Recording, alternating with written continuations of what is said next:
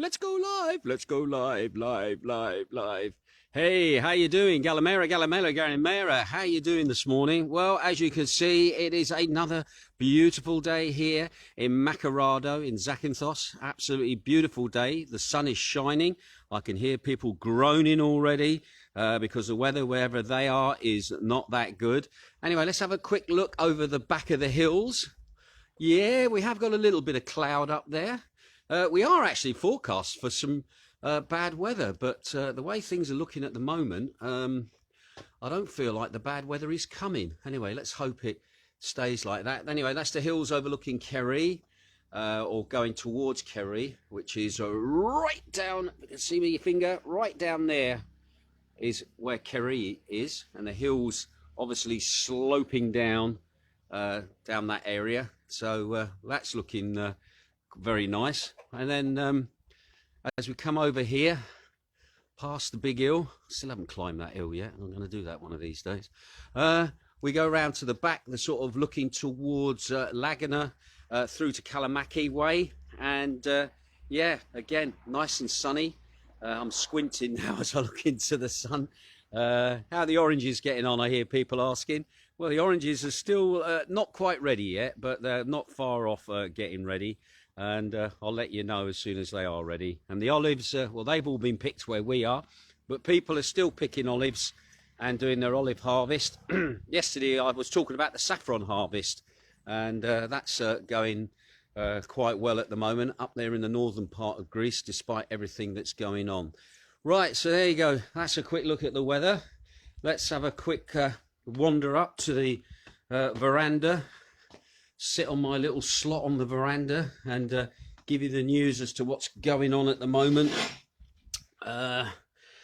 With all the madness, I've just been looking at talk radio in the UK at the moment.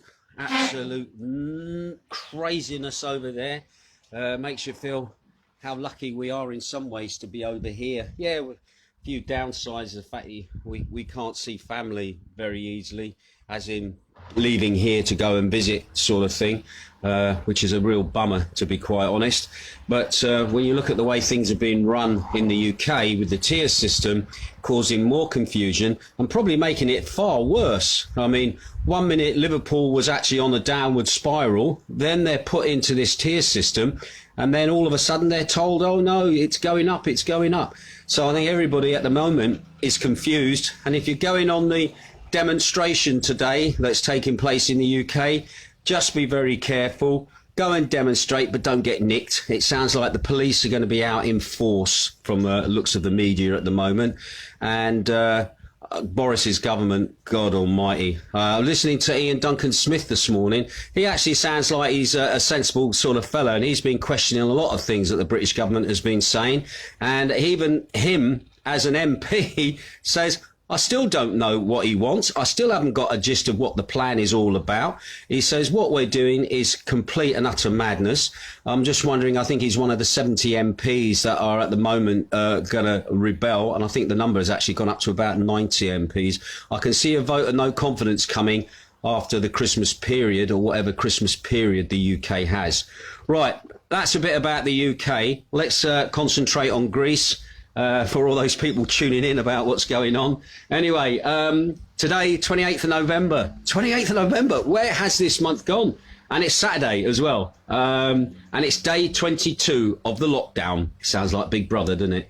Anyway, COVID in the last 24 hours. Well, Greek Health confirmed on Friday night that there's been another 2,013 new infections, which is down by 6. So we're heading in the right direction, which drove the total number of infections since the pandemic started to 101,287. Of these new cases, only 14 were reported as coming in from outside of the country at entry points in. However, that was up from the day before, where it was only 6. So somebody is sneaking in somewhere, all right? Anyway, good thing is, no new cases here on Zakynthos. However, there are 3 new cases in Kefalonia and Lefkada. That's our other little Ionian island, which has been rather quiet at the moment, to be quite honest. However, there's also been another 5 cases on Corfu. And I think if anybody's been having it worse, I think it's been Corfu at the moment in the way of infections.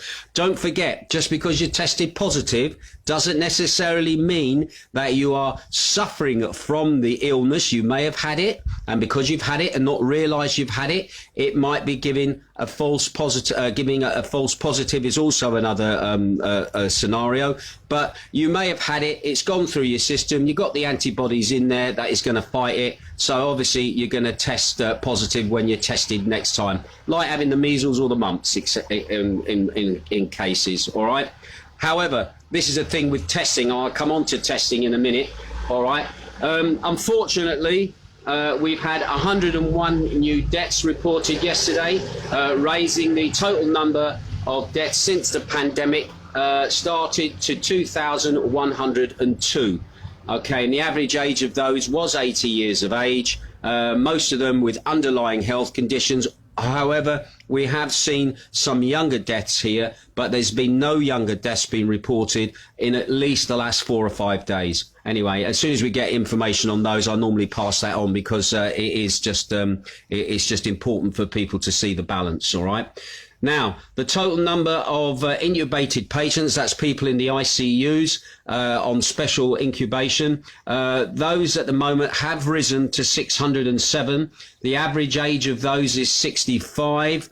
Also as well, there are younger people than 65 in incubation. I did report on the 2 cases of the 2 guys in Ceres that were 27 years of age. One of them did have underlying conditions, but the other one didn't have any. Still no news on them, whether they're still in the ICUs or whether they are clear of the ICUs.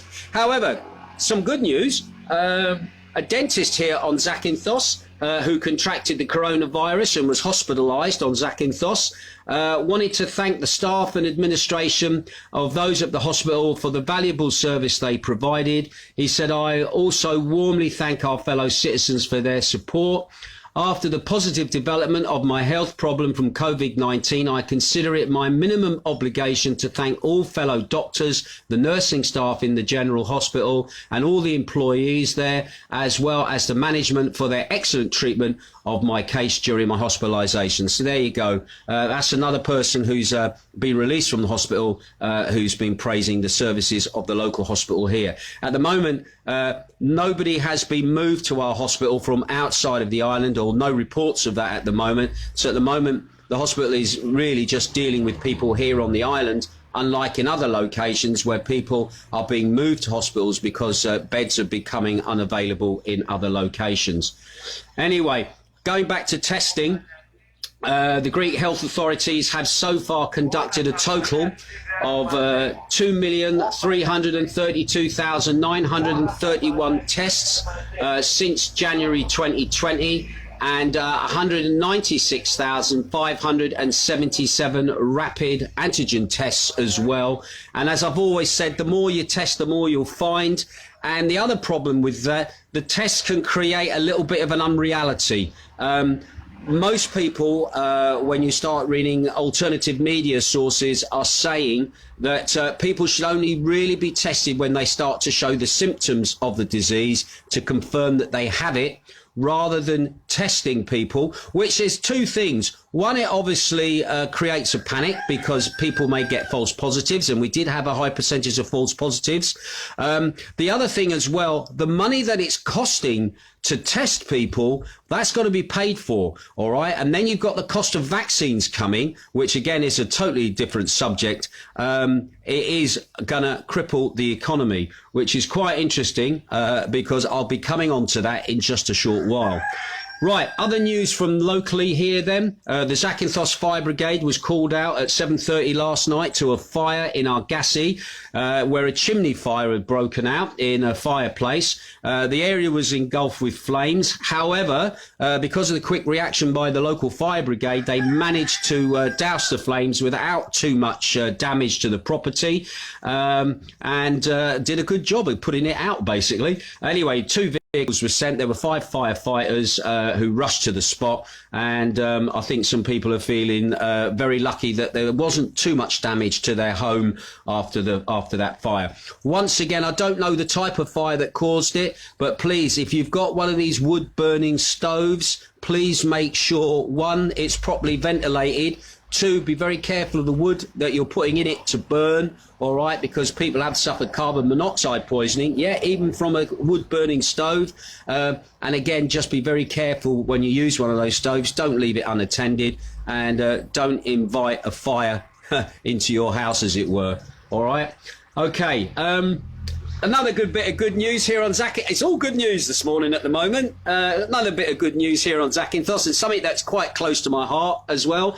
A big dream for some people is now taking shape with the creation of a recording studio on Zakynthos, which is going to be based at the Zakynthos Music School. Now, Zakynthos is very unique. A lot of people probably aren't aware of this, but this island is really the island of poets and music, all right?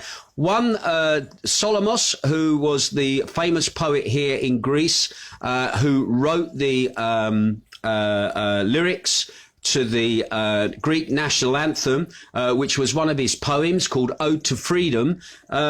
He's revered here on the island. And so that's where we get the poetry angle from. And a lot of other famous Greek poets have also come from this island as well.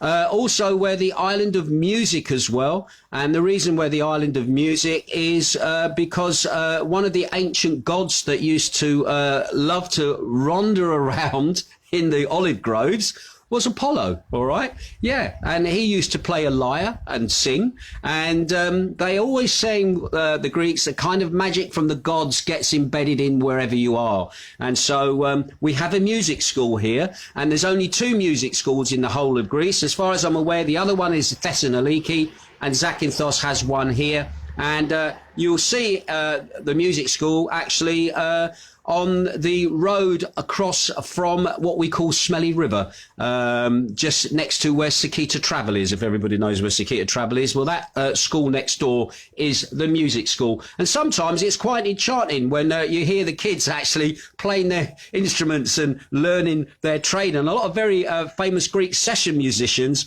have actually come from that school, and also some famous Greek artists as well have come from that school as well. Well, anyway, yesterday the big announcement was marked that they are going to start a project now to build a recording studio. A tender was signed yesterday by, let me find out who it was again, by Kratis Tatsapoulou, who is the regional governor for the Ionian Islands, and also the Deputy Regional Head of E-Government and the European Programmes, Dr. Constantinou Kapopidris, was also there. And he said, we still have a way to complete the project that concerns beyond the current creation of a recording studio and the configurations that have required space and the support of future cultural activities. And also there's been a budget of over 300,000 euros has been signed, a tender agreement for the proviso of equipment,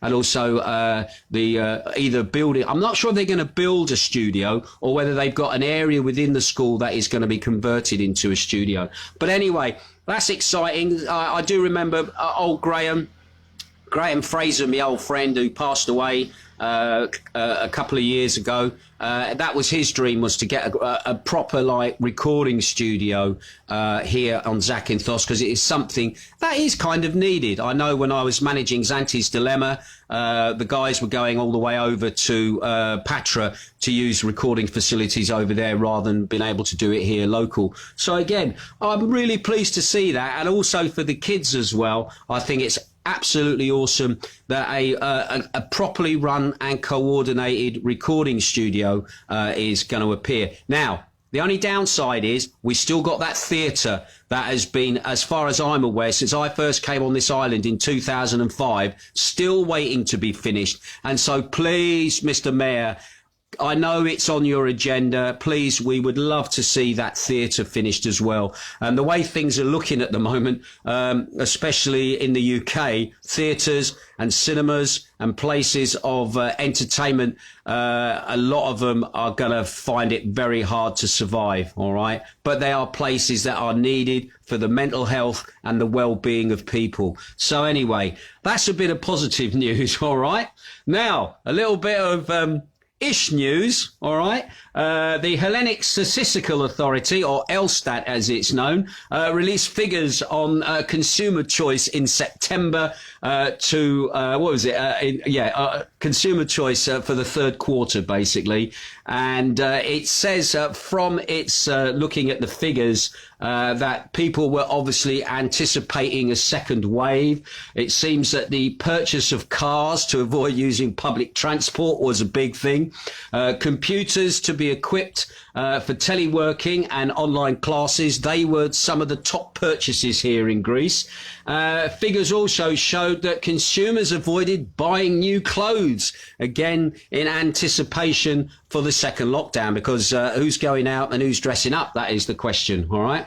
Anyway, the retail commerce turnover amounted to only 12.86 billion euros from July to September, and that was down 5.6% from 13.62 billion in the same period of last year. Now, compared to the second quarter of this year, there was an increase of 19.8% as consumers appeared eager to get back to shopping at building supply stores. Yeah, so your what we would call your B&Qs and your places and your builders merchants obviously are doing well as long as they could get the product. And interestingly, among the products that consumers tended to ignore here in Greece in the third quarter were things such as watches and jewellery, as well as cosmetics. Well, nobody's getting dressed up, nobody's going out, and I think a lot of men and women don't have a lot of money to be splashing it out on jewellery and on rings, all right?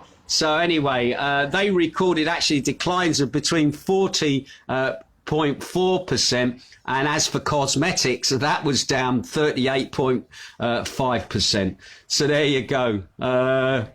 What else? Have we got anything else for you? No, I think that's about it. So we shall wait and see how things transpire. Right, can I just say, yesterday's show was absolutely brilliant. Show number 15 is now up online. Thank you for all those people who tuned in. I had people from Brazil coming in to see me, people from Brussels. Can I thank Heather and Gary who tuned in? Sam Curtis, who was celebrating his birthday, he tuned in to me first, told all his friends. Thank you for the compliments for some of his friends who are in the music biz, big DJs around the Brighton area, for your comments as well. I was blown away. And so please go and gate crash Sam's birthday, online birthday party. It is long. It's about over 4.5 hours long, but it was a lot of fun to do. Also, the show yesterday was absolutely brilliant. The Golden Vault, the jukebox bit was absolutely brilliant.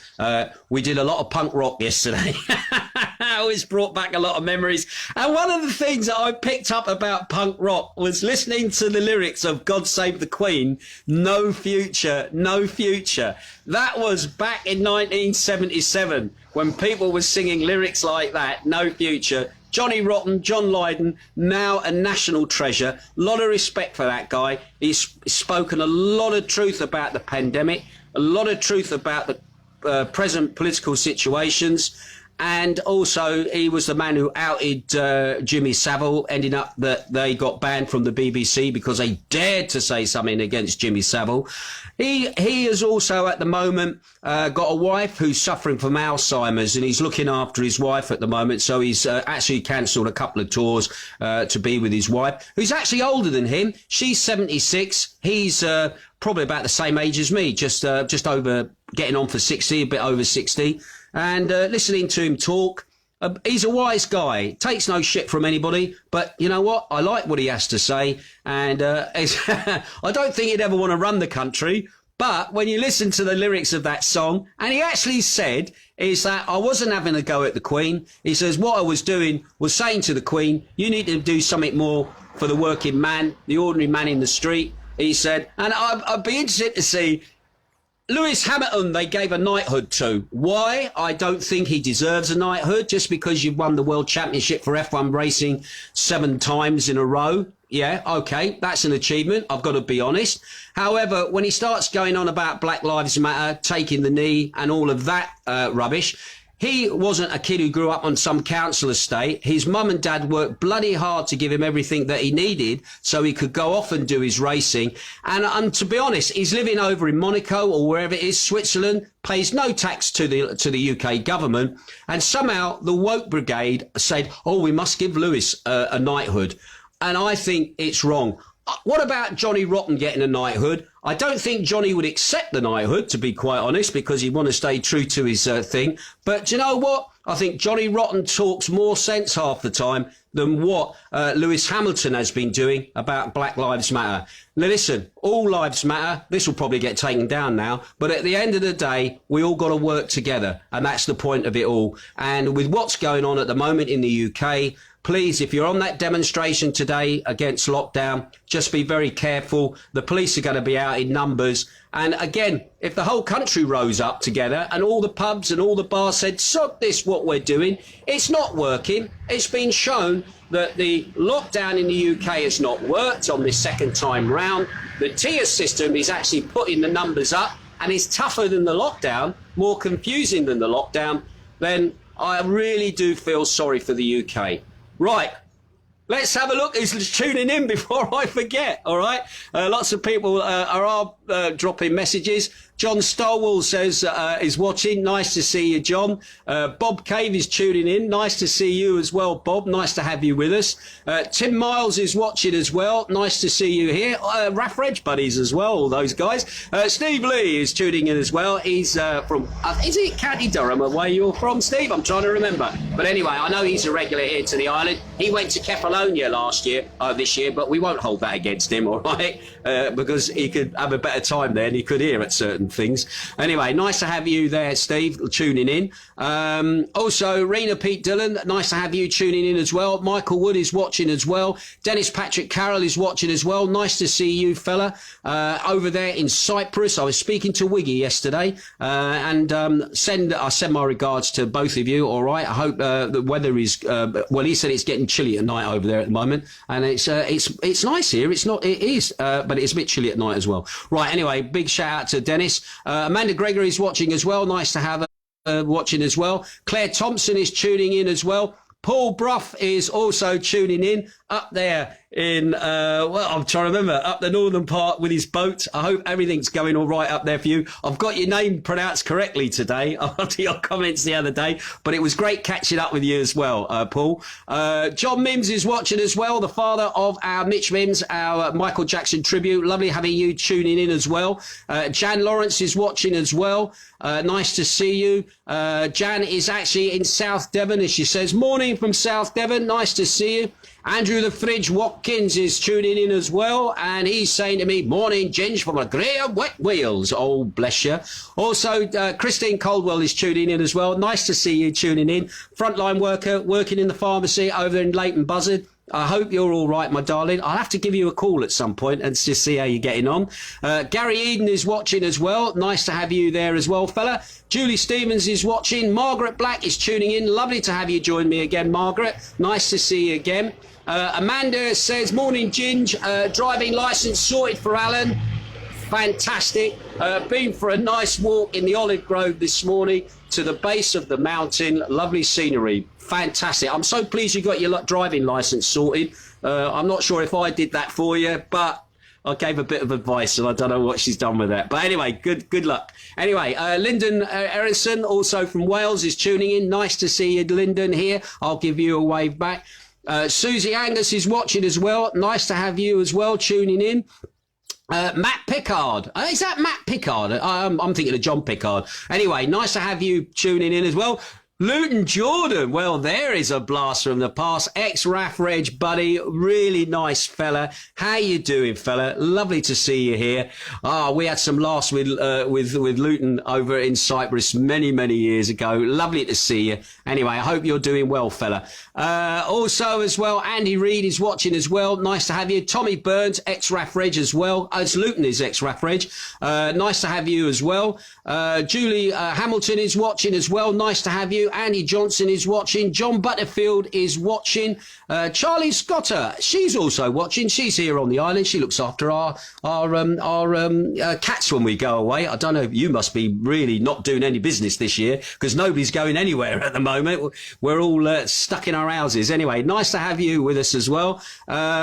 Richard Surley is also in. Big Al Thompson, nice to see you, Big Al. Alan Mills is watching as well. Andrew Watson is watching. Nice to have you. Danielle Rogers, our lovely Danielle, is tuning in as well. Nice to see you here. She says, hi, Ginge. Hi there, Danielle. How you doing? Obviously, what are we doing for next year? We'll wait and see, my love. Matt Williams is also watching as well. Right, there you go. So that's my little bit of a rant for today and also information on what's going on the island. What are we doing today? Do you know what? I haven't got a clue. We've done the shopping. Oh, yes, just quickly.